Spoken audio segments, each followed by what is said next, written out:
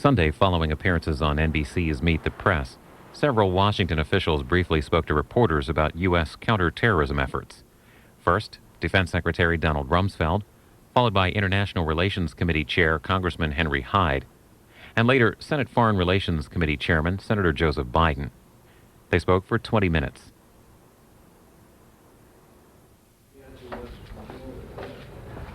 Secretary, good morning. Good to see you. Good to see you. Thank you. Hi.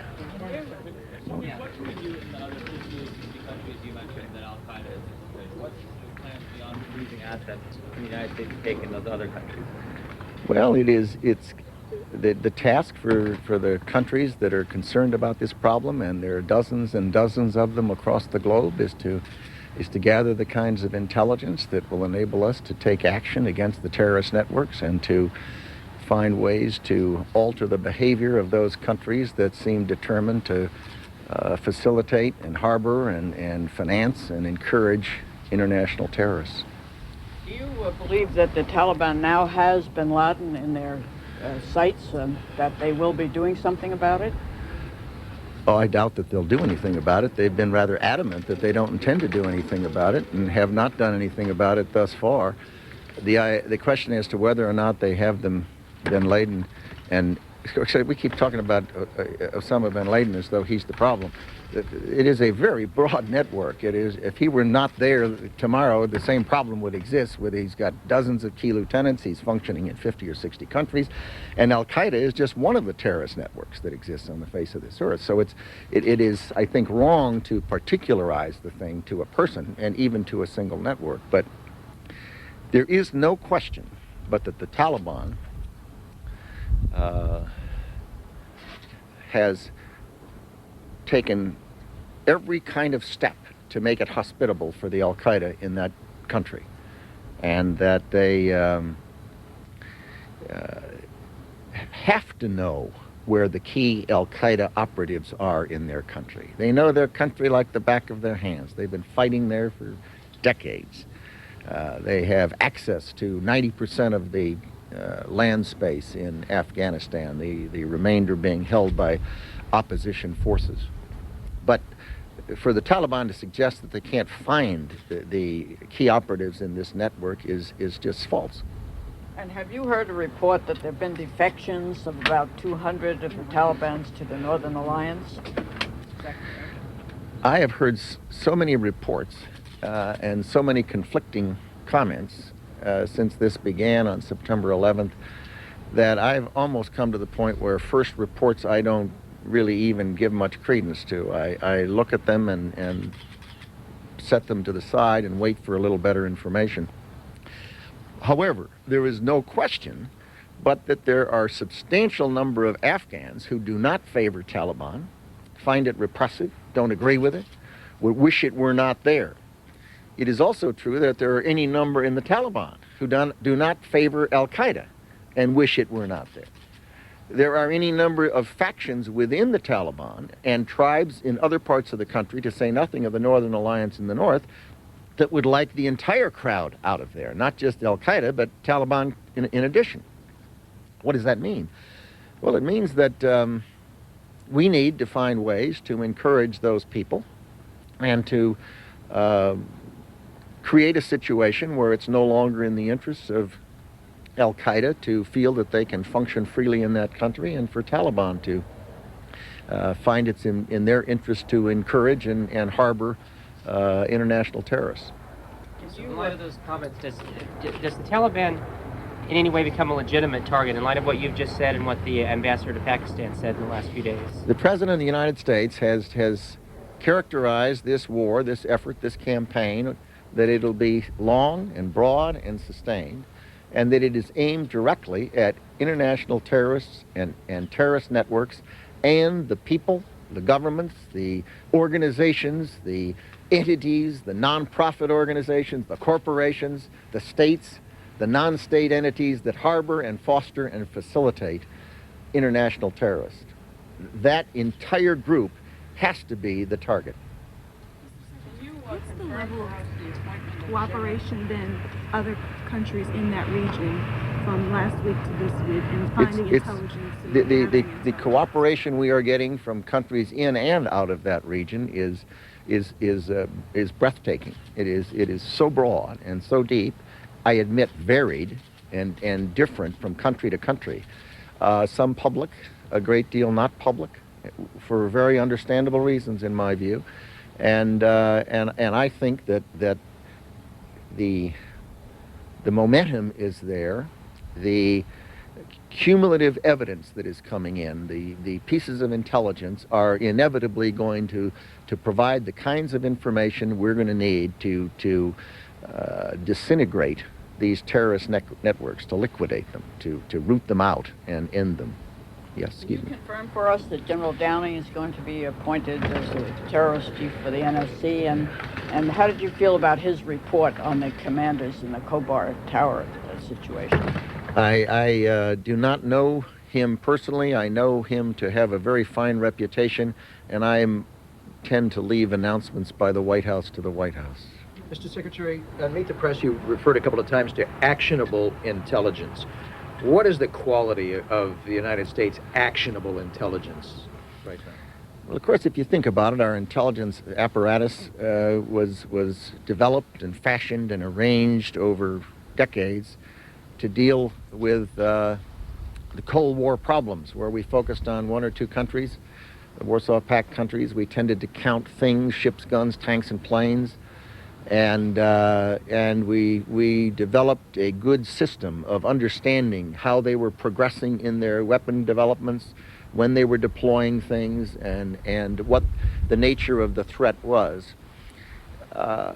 Those days are gone. Our target is not the Soviet Union. It doesn't exist. Our targets are multiple. They're across the globe. They're much more complex. The reality is that with the end of the Cold War, there's been a relaxation of tension, and we see the free flow of technologies across the globe, very powerful weapons, the means to deliver them, and it has made the intelligence gathering task vastly more difficult. And what we have to do is to recognize that and continue the process of reorienting it, so that we are able to keep track of those things that are particularly threatening to free people. The Defense Department, over the past months since I arrived, has fashioned a new strategy that is interestingly designed not to deal only with specific threats, like the threat of North Korea or a threat of Iraq invading Kuwait, but rather to reorient ourselves towards a capability-based strategy. We can now understand the kinds of capabilities that exist in the world and the kinds of capabilities that could threaten us much better than we can predict exactly where that threat will come from, or what entity, or what country. Because of the proliferation of these technologies, they're in many places. Because of dual-use technologies, a great deal now is being done underground. A great deal of communication is on fiber optic. It makes the task considerably more difficult. And so we've refashioned our strategy as a country towards capabilities, so that we can arrange and train and organize and equip our country military capabilities to deal with the kinds of capabilities that are out there, rather than orienting them solely to a specific country or a specific threat on the ground of that type. But is it good enough today to find Osama bin Laden and bring bin Laden to justice? I think that will take the goodwill and cooperation and concern of lots of countries and lots of people, even people in Afghanistan and other countries who have relationships with Al-Qaeda, who will, for a variety of reasons, decide either that it's too uncomfortable to be supporting Al-Qaeda, or that they no longer think that's a good idea, and will begin providing information. We all know how law enforcement works. It's a process of gathering information and piecing it together, and that's what we're doing, and we're darn grateful for the assistance we're getting from individuals, from organizations, and from countries all across the globe. Do you think we can safely open National Airport and defend it on the ground? I think that I think that it would be unfortunate if we were not able to open Washington National Airport. It is our capital airport, and to the extent we decide we have to, either we alter our way of life or we alter the terrorist way of life. And our goal is to say, look, this is not about retaliation. This is about self-defense. And the only way to defend against terrorists is to take the battle to them and not simply acquiesce and begin closing in and not doing things that free people normally do. I think that the solution for Washington National Airport is much more likely to come on the ground than it is in the air. That is to say that I think the protection of aircraft, the screening of passengers, the screening of baggage, and the presence of air marshals probably will provide the kind of security that will enable our airports to function, as opposed to fighter aircraft in the air trying to make a judgment as to what American airliner is a target and what isn't. That is an enormously complicated problem that I think we can do some of it, but I think that we're more likely to find the solution on the ground. Do you think there's any message from the demonstrators today in the streets that are asking for a peaceful method and not to attack Afghanistan? Oh, the message is it's a free country and people can think anything they want. Thanks a lot.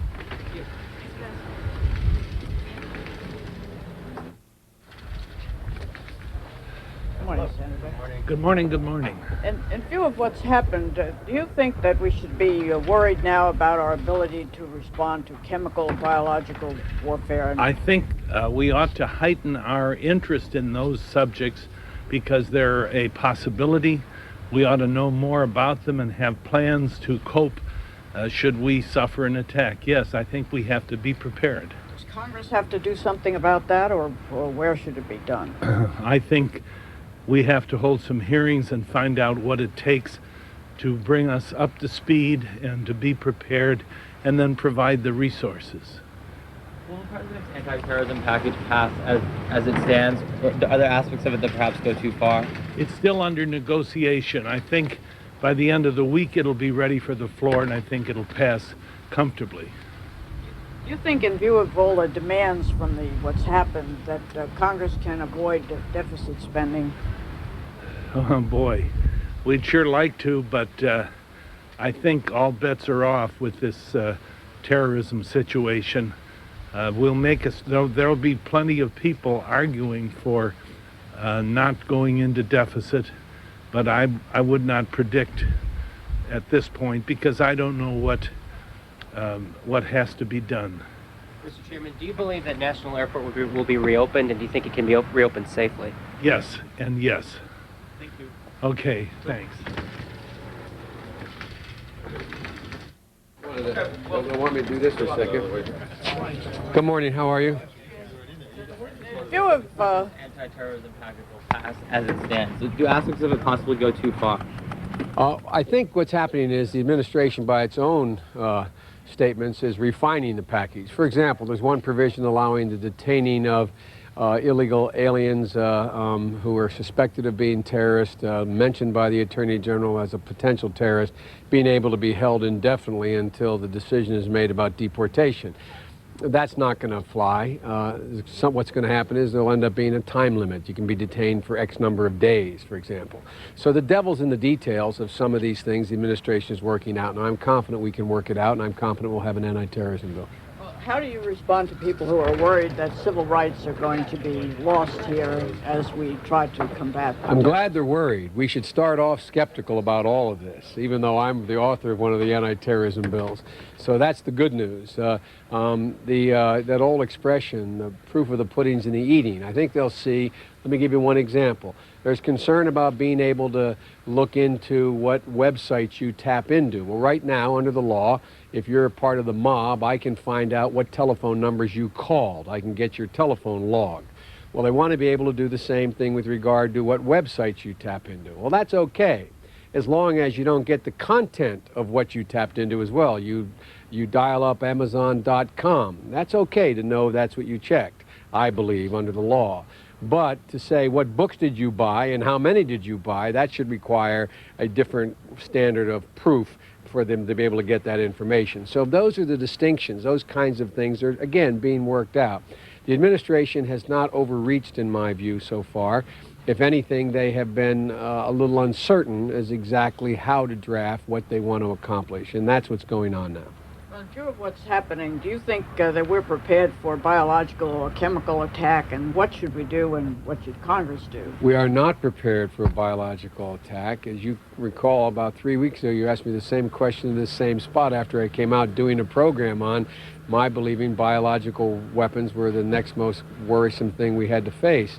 And we have the ability to deal with it. What the Congress should be doing immediately is we should be stockpiling, providing the money to stockpile vaccines for smallpox. We should be working on alternatives to anthrax vaccines. We should be putting up our public health structure so that the Center for Disease Control has a system whereby when anyone reports in any section of the country 3 or 4 cases of an unusual strain of a disease, a red light goes on. Because here's the deal.